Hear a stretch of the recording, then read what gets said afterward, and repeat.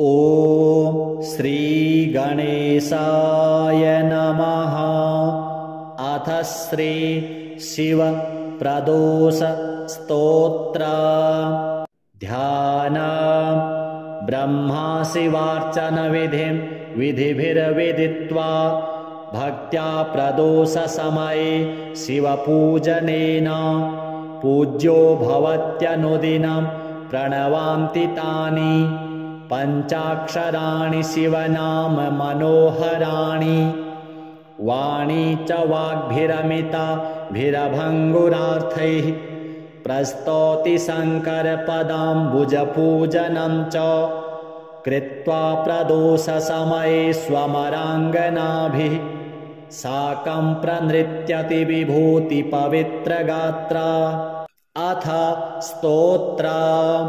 देवास्तावदुमासहाय चरणां भोजं प्रदोषे मुहुर्बिल्वाद्यैः कुसुमैश्च चन्दनवरैः सम्पूज्य जातोत्सवाः। तत्पूजाविरतः कदापि न भवन् देवामृतास्वादने। को वा स्याद्विरतः प्रमोदविरतः को वा जगन्मण्डले।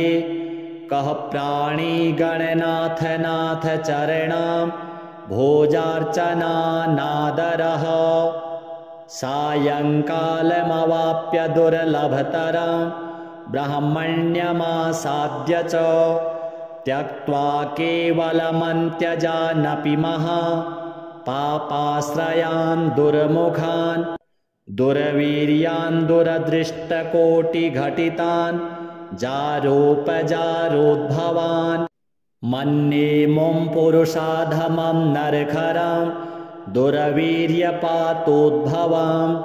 पापिष्ठातिवरिष्ठमयपकुला स्त्रियोनिगन्धोन्मुखा। यः सायं शिवलिङ्गसङ्गरहितः कार्यान्तरव्यापृतः सङ्गाराधनसाधनादिविमुखो भूभाररूपः परं। तद्वंशः प्रलयं प्रयाति सहसा तन्नाशकैस्तैर्विना। ब्रह्माण्डप्रलयैः प्रदोषसमये यः शङ्करानर्चकः तच्चित्तं खलु पित्तपीतमनिशं तातोऽपि तस्याधमः। तन्माता व्यभिचारिणी शुनकजा जातापि सा रासभैः।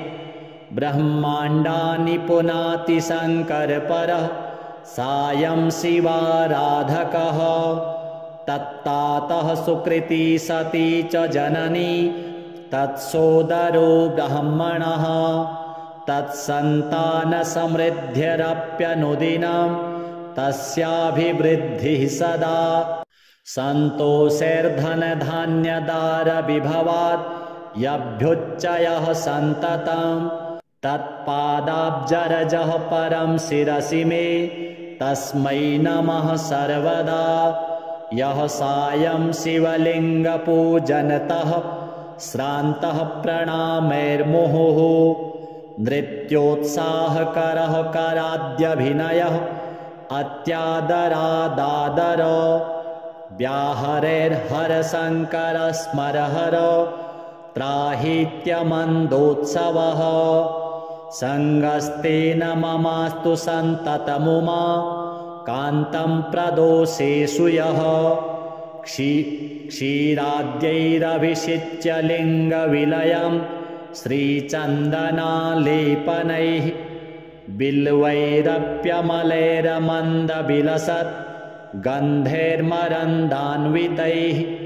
कुन्दैरर्चयति प्रकृष्टविभवैः कर्पूरदीपादिभिः। सत्सङ्गै दिनयापनं भवतु मे यः सायमीशार्चनां।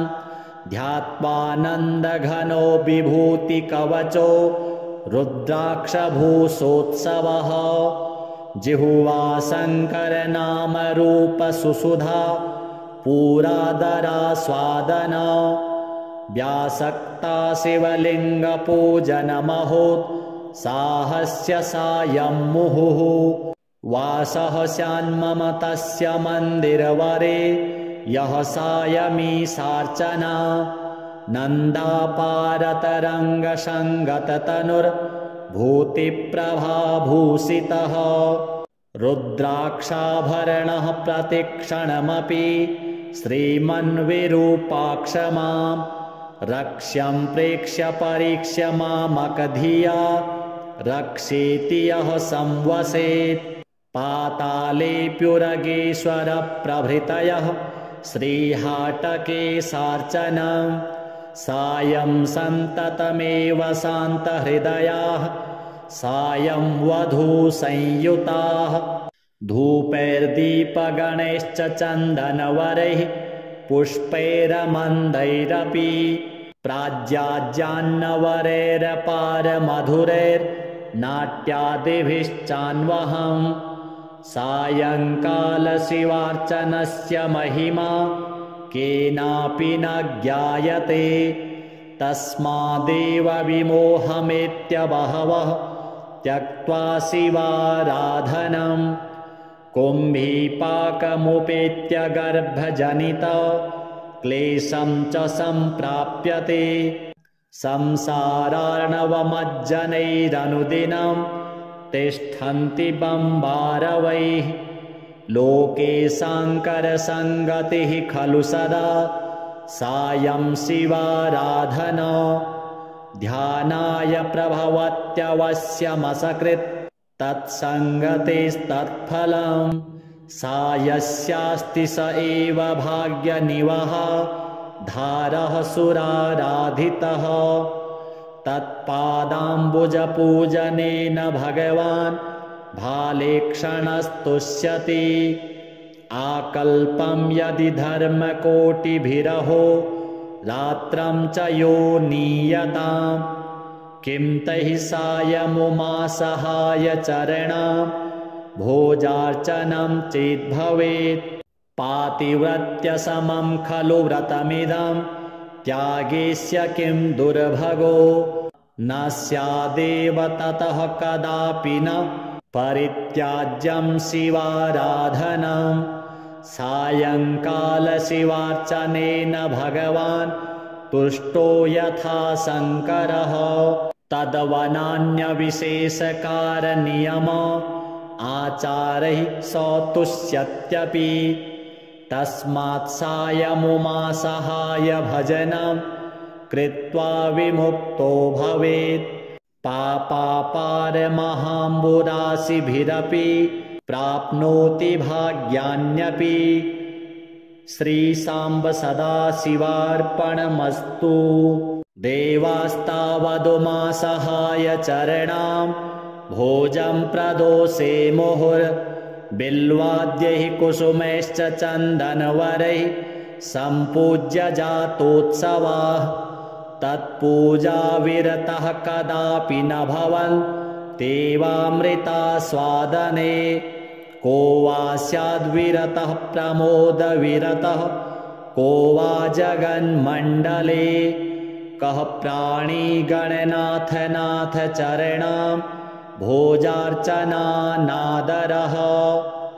सायङ्कालमवाप्य दुर्लभतरं ब्रह्मण्यमासाद्य च त्यक्त्वा केवलमन्त्यजानपि महा पापाश्रयान् दुर्मुखान् दुर्वीर्यान् दुरदृष्टकोटिघटितान् जारोपजारोद्भवान् मन्ये मुं पुरुषाधमं नरखरं दुर्वीर्यपातोद्भवं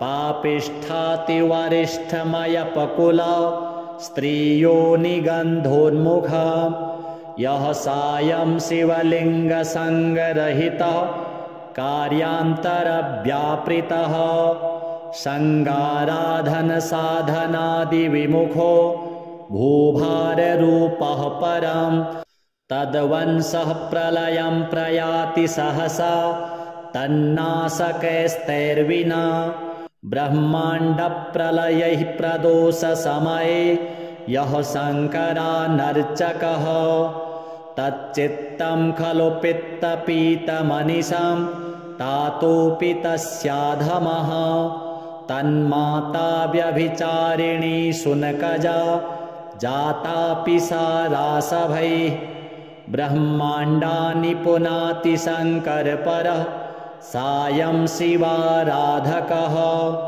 तत्तातः सुकृती सती च जननी तत्सोदरो ब्राह्मणः तत्सन्तानसमृद्धिरप्यनुदिनं तस्याभिवृद्धिः सदा सन्तोषैर्धनधान्यदारविभवात् यभ्युच्चयः सन्ततं तत्पादाब्जरजः परं शिरसि मे तस्मै नमः सर्वदा यः सायं शिवलिङ्गपूजनतः श्रान्तः प्रणामैर्मुहुः नृत्योत्साहकरः कराद्यभिनयः अत्यादरादादर व्याहरेर्हरशङ्करस्मरहर त्राहीत्यमन्दोत्सवः सङ्गस्तेन ममास्तु सन्ततमुमा कान्तं प्रदोषेषु यः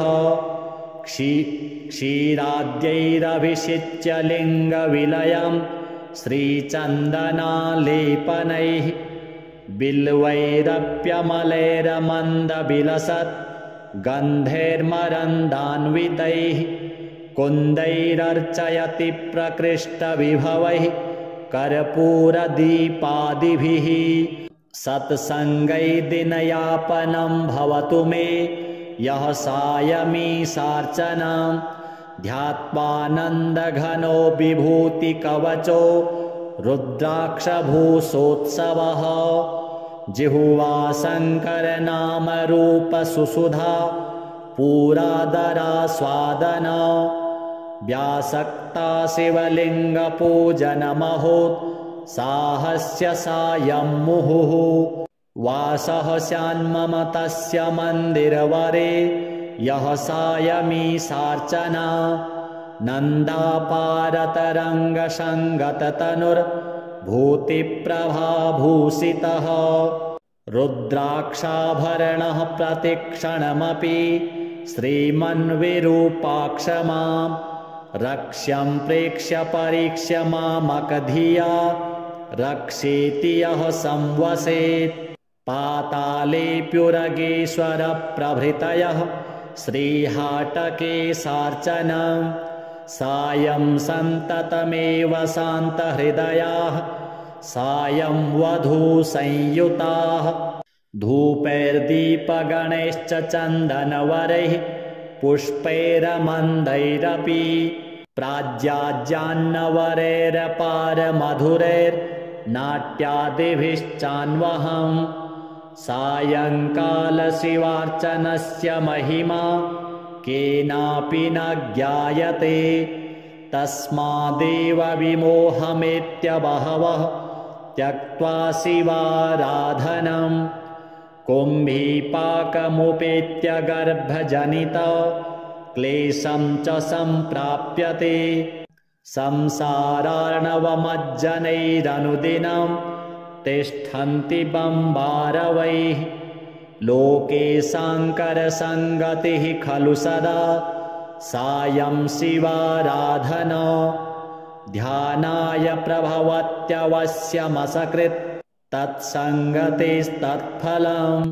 सायस्यास्ति स एव भाग्यनिवहः धारः सुराराधितः तत्पादाम्बुजपूजनेन भगवान् भालेक्षणस्तुष्यति आकल्पं यदि धर्मकोटिभिरहो रात्रं च यो नीयताम् किं तैः सायमुमासहायचरणां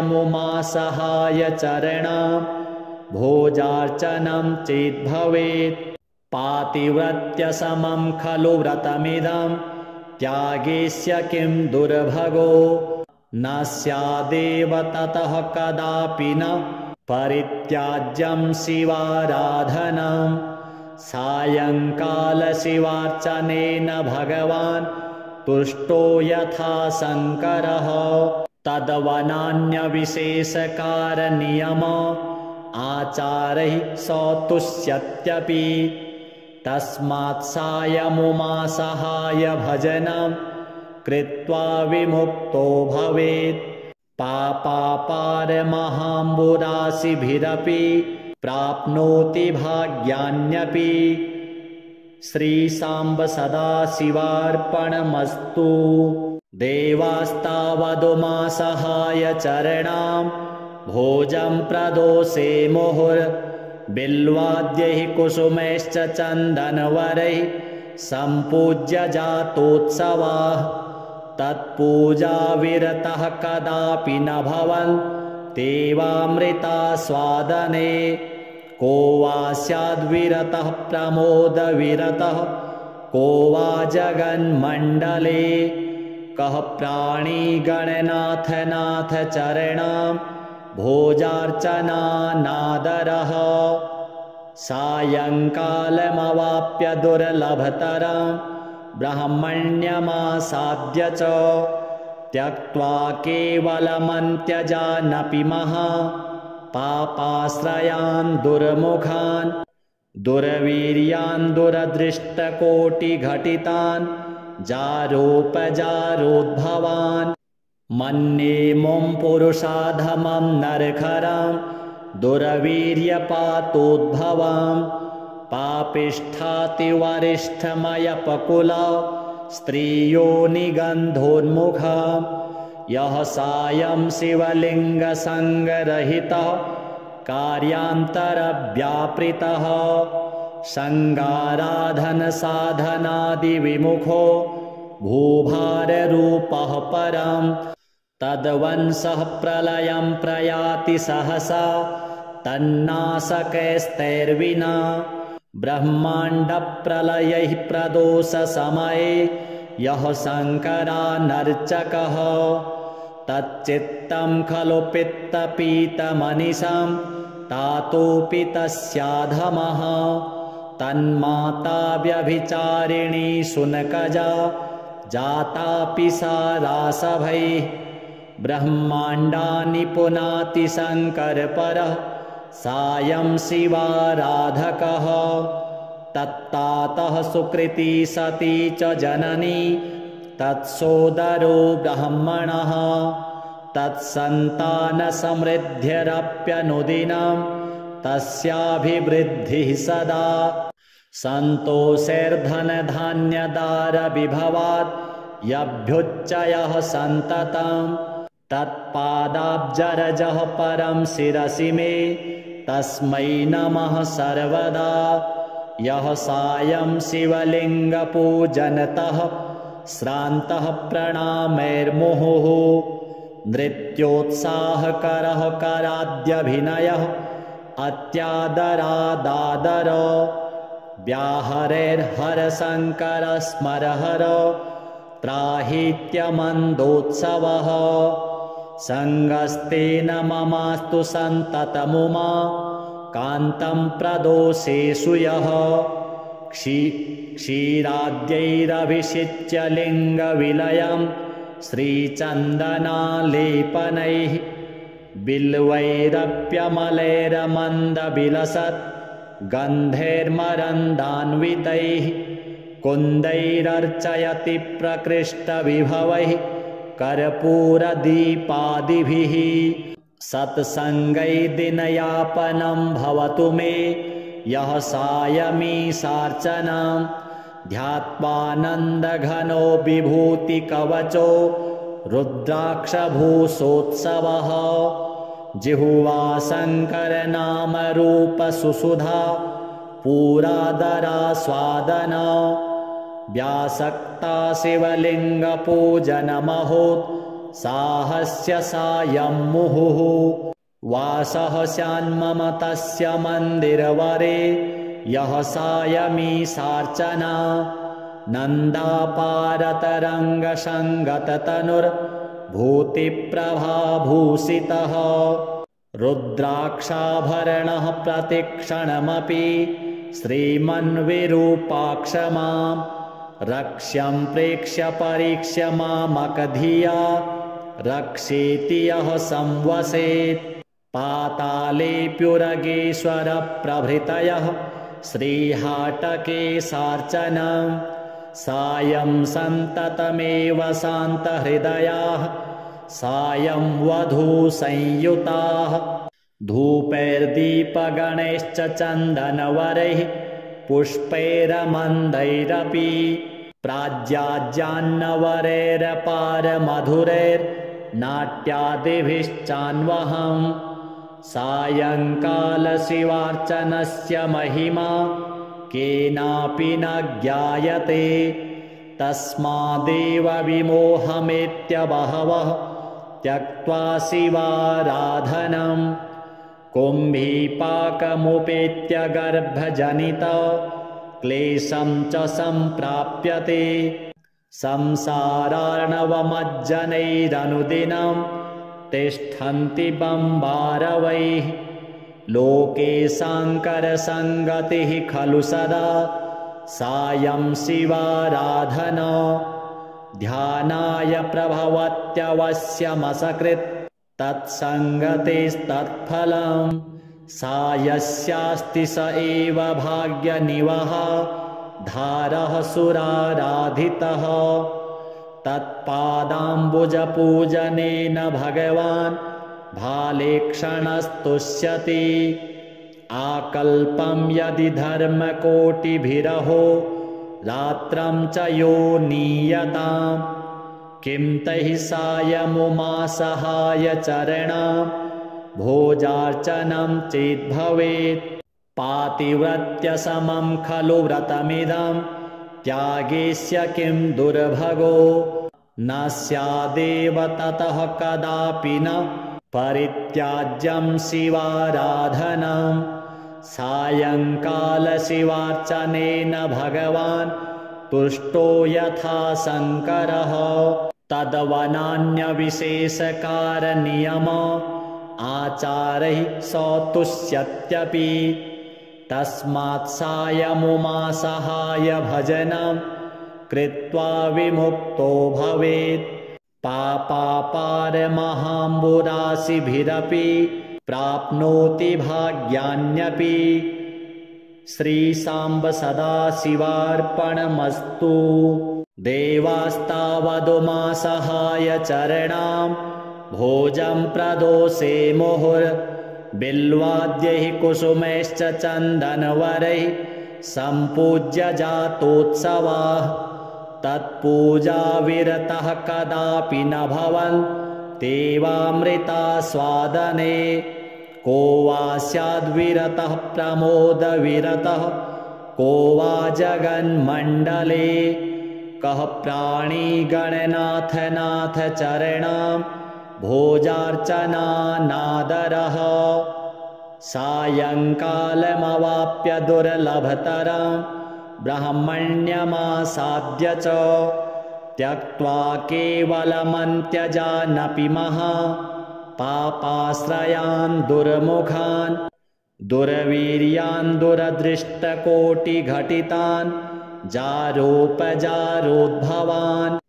मन्ये मुं पुरुषाधमं नरखरं दुर्वीर्यपातोद्भवं पापिष्ठातिवरिष्ठमयपकुला स्त्रियोनिगन्धोन्मुखा यः सायं शिवलिङ्गसङ्गरहितः कार्यान्तरव्यापृतः सङ्गाराधनसाधनादिविमुखो भूभाररूपः परं तद्वंशः प्रलयं प्रयाति सहसा तन्नाशकैस्तैर्विना ब्रह्माण्डप्रलयैः प्रदोषसमये यः शङ्करानर्चकः तच्चित्तं खलु पित्तपीतमनिशं तातोऽपि तस्याधमः तन्माता व्यभिचारिणी शुनकजा जातापि सा रासभैः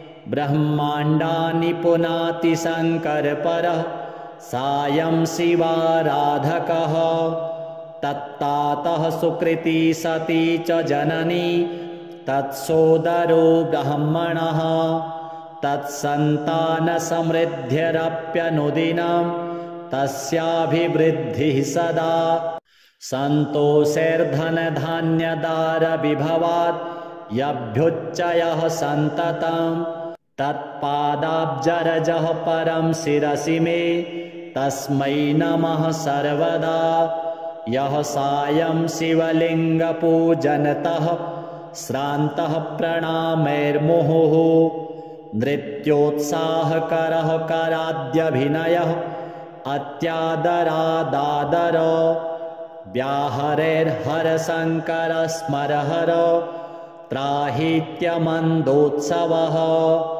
सङ्गस्तेन ममास्तु सन्ततमुमा कान्तं प्रदोषेषु यः क्षीराद्यैरभिषिच्य लिङ्गविलयं श्रीचन्दनालेपनैः बिल्वैरप्यमलैरमन्दविलसत् गन्धैर्मरन्दान्वितैः कुन्दैरर्चयति प्रकृष्टविभवैः कर्पूरदीपादिभिः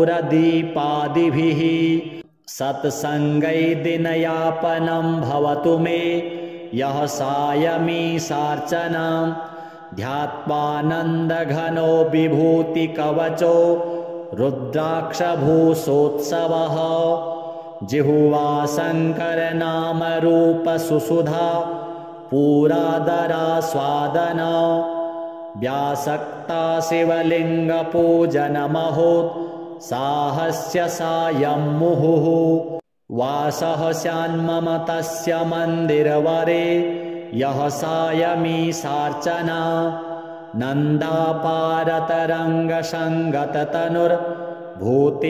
नन्दापारतरङ्गसङ्गततनुर्भूतिप्रभाभूषितः रुद्राक्षाभरणः प्रतिक्षणमपि श्रीमन्विरूपाक्ष मां रक्ष्यं प्रेक्ष्य परीक्ष्य मामकधिया रक्षेति यः संवसेत् पातालेऽप्युरगेश्वरप्रभृतयः श्रीहाटकेशार्चनं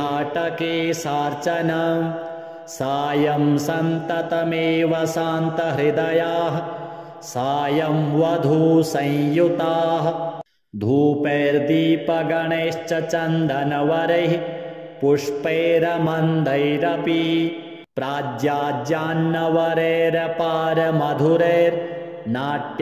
प्राज्याज्यान्नवरैरपारमधुरैर्नाट्यादिभिश्चान्वहं सायङ्कालशिवार्चनस्य महिमा केनापि न ज्ञायते तस्मादेव विमोहमेत्य बहवः त्यक्त्वा शिवाराधनं कुम्भीपाकमुपेत्य गर्भजनित क्लेशं च सम्प्राप्यते संसारार्णवमज्जनैरनुदिनं तिष्ठन्ति बम्बारवैः लोके शाङ्करसङ्गतिः खलु सदा सायं शिवाराधना ध्यानाय प्रभवत्यवश्यमसकृत् तत्सङ्गतेस्तत्फलं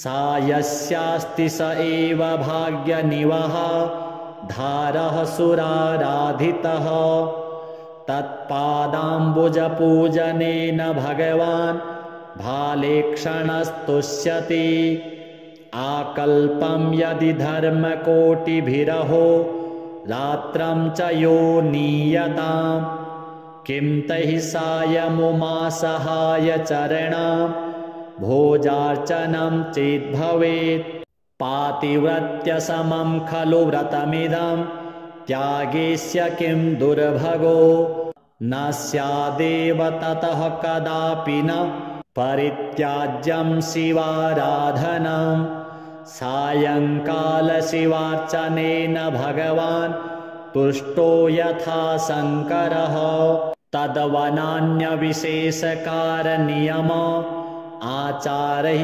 सतुष्यत्यपि तस्मात् सायमुमासहाय भजनं कृत्वा विमुक्तो भवेत् पापापारमहाम्बुराशिभिरपि प्राप्नोति भाग्यान्यपि श्रीसाम्ब सदाशिवार्पणमस्तु देवास्तावदुमासहाय चरणां भोजं प्रदोषे मुहुर्बिल्वाद्यैः कुसुमैश्च चन्दनवरैः सम्पूज्य जातोत्सवाः तत्पूजाविरतः कदापि न भवन् तेवामृतास्वादने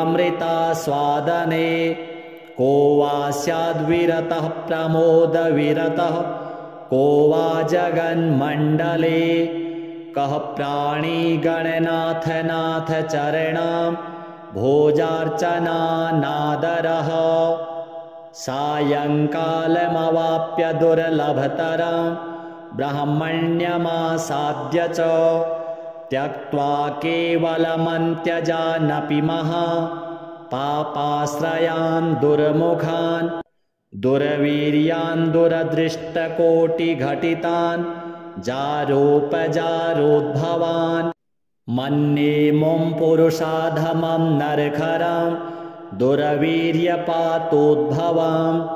पापिष्ठातिवरिष्ठमयपकुला स्त्रियो निगन्धोन्मुखा यः सायं शिवलिङ्गसङ्गरहितः कार्यान्तरव्यापृतः सङ्गाराधनसाधनादिविमुखो भूभाररूपः परं तद्वंशः प्रलयं प्रयाति सहसा तन्नाशकैस्तैर्विना ब्रह्माण्डप्रलयैः प्रदोषसमये यः शङ्करानर्चकः तच्चित्तं खलु पित्तपीतमनिशं तातोऽपि तस्याधमः तन्माता व्यभिचारिणी शुनकजा जातापि सा रासभैः ब्रह्माण्डानि पुनाति शङ्करपरः सायं शिवाराधकः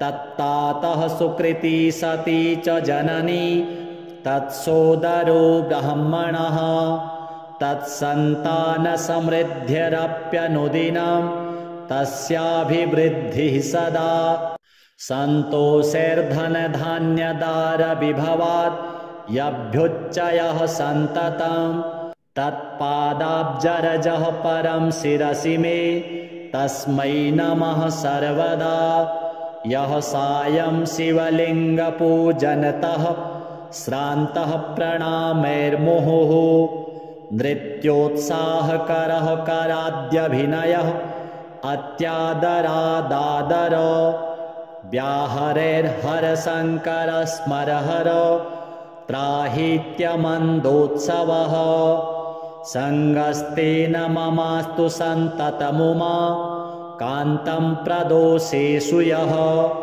क्षीराद्यैरभिषिच्य लिङ्गविलयं श्रीचन्दनालेपनैः बिल्वैरप्यमलैरमन्दविलसत् गन्धैर्मरन्दान्वितैः कुन्दैरर्चयति प्रकृष्टविभवैः कर्पूरदीपादिभिः सत्सङ्गै दिनयापनं भवतु मे यः सायमीशार्चनां ध्यात्वानन्दघनो विभूतिकवचो रुद्राक्षभूषोत्सवः जिह्वा शङ्करनामरूपसुसुधा पूरादरास्वादना व्यासक्ता शिवलिङ्गपूजनमहोत्साहस्य सायं मुहुः वासः स्यान्मम तस्य मन्दिरवरे यः सायमीशार्चना नन्दापारतरङ्गसङ्गततनुर्भूतिप्रभाभूषितः रुद्राक्षाभरणः प्रतिक्षणमपि श्रीमन्विरूपाक्षमां रक्ष्यं प्रेक्ष्य परीक्ष्य मामकधिया रक्षेति यः संवसेत् पातालेऽप्युरगेश्वरप्रभृतयः श्रीहाटकेशार्चनं सायं सन्ततमेव शान्तहृदयाः सायं वधूसंयुताः धूपैर्दीपगणैश्च चन्दनवरैः पुष्पैरमन्दैरपि प्राज्याज्यान्नवरैरपारमधुरैर्नाट्यादिभिश्चान्वहम् सायङ्कालशिवार्चनस्य महिमा केनापि न ज्ञायते। तस्मादेव विमोहमेत्य बहवः त्यक्त्वा शिवाराधनम् कुम्भीपाकमुपेत्य गर्भजनित क्लेशं च सम्प्राप्यते। संसारार्णवमज्जनैरनुदिनं तिष्ठन्ति बम्बारवैः लोके साङ्करसङ्गतिः खलु सदा सायं शिवाराधना। ध्यानाय प्रभवत्यवश्यमसकृत् तत्सङ्गतेस्तत्फलम् सायस्यास्ति स एव भाग्यनिवहः धारः सुराराधितः। तत्पादाम्बुजपूजनेन भगवान् भालेक्षणस्तुष्यति। आकल्पं यदि धर्मकोटिभिरहो रात्रं च यो नीयताम् किं तैः सायमुमासहाय चरणां भोजार्चनं चेद्भवेत्। पातिव्रत्यसमं खलु व्रतमिदं त्यागेस्य किं दुर्भगो न स्यादेव ततः कदापि न परित्याज्यं शिवाराधनम्। सायङ्कालशिवार्चनेन भगवान् तुष्टो यथा शङ्करः तद्वनान्यविशेषकारनियम आचारैः स तुष्यत्यपि। तस्मात् सायमुमासहाय भजनं कृत्वा विमुक्तो भवेत्। पापापारमहाम्बुराशिभिरपि प्राप्नोति भाग्यान्यपि। श्रीसाम्ब सदाशिवार्पणमस्तु।